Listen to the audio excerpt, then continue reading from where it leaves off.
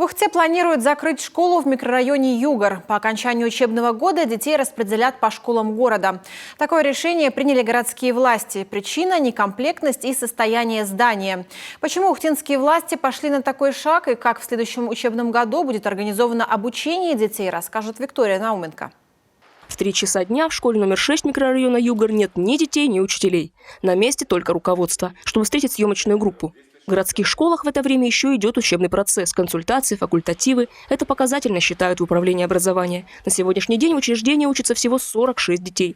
Большинство учителей из Ухты работают здесь по совместительству и к тому же пожилые. При этом Югор – микрорайон Ухты. Программа «Земский учитель» на него не распространяется. Поэтому ситуация с кадрами в ближайшее время вряд ли изменится, как и с количеством учеников.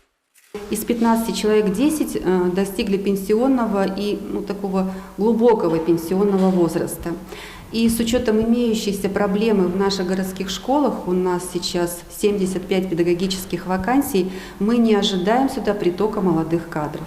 Анализ выпуска из детского сада и контингент на начало 2022-2023 года показывает, что с 1 сентября сюда придут только 40 детей. Причем в первый класс придет только 1 ребенок. И анализ последующих выпусков показывает, что мы не можем ожидать увеличения контингента школьников именно здесь. К тому же состояние здания школы оставляет желать лучшего. Оно разделено на 2 половины разных годов постройки. Одному крылу 32 года, второму 50 лет. Здесь протекает кровля, есть сложности с системой отопления. Школе требуется серьезный ремонт, на который нужны неподъемные для муниципалитета средства. И в нынешних условиях они просто пойдут в убыток.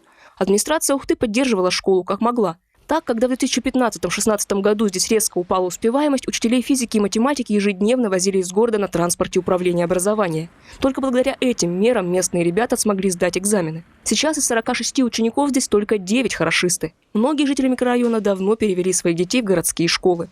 Таких 27 человек. Однако те, кто остался, этого делать не планируют и решением закрыть школу недовольны. У меня ребенок учится в 6 классе, тоже девочка, у меня нет машины, отвезти, принести, то есть я ее потеряю. Родители опасаются, что их подростки не смогут адаптироваться в городской школе. Многих пугает и вопрос с транспортом, лишние расходы, необходимость самостоятельно добираться. В Ухтинской мэрии для коллективного обсуждения этих вопросов провели брифинг и пояснили, как намерены их решать. Так, в планах организовать подвоз детей из Югора в школы города и обратно на 2 автобусах. При необходимости приставить к ним сопровождающих. Машу сюда, Федю сюда, высадили, все, дальше автобус уходит. Естественно, этот человек там домой пойдет или еще что-то такое, или где-то тут в городе какой-то, допустим, да, он будет работать какой-нибудь из школ или что-то такое, не вопрос. А вот когда уже собирает, точно так же старый человек в автобус садится и собирает Машу, Федю, Петю. Но самое главное, ребята из Югора смогут получать образование, посещать секции, факультативы наравне с городскими и впоследствии на равных условиях поступать в вузы. Здесь уже с начальной школы они будут влиты в нашу образовательную среду, которая даст им массу выбора. То есть захотят техническое направление, идут в определенные образовательные организации. Да? Гуманитарное усиливается в классах, у нас учебный план есть.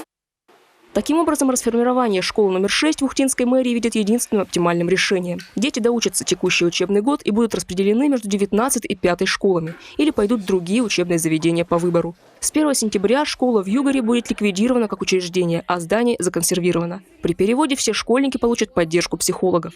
А пока Магомед Османов обещает лично встретиться с родителями учеников и ответить на все интересующие их вопросы. Виктория Науменко, Павел Лагутин, телеканал Юрган, Ухта.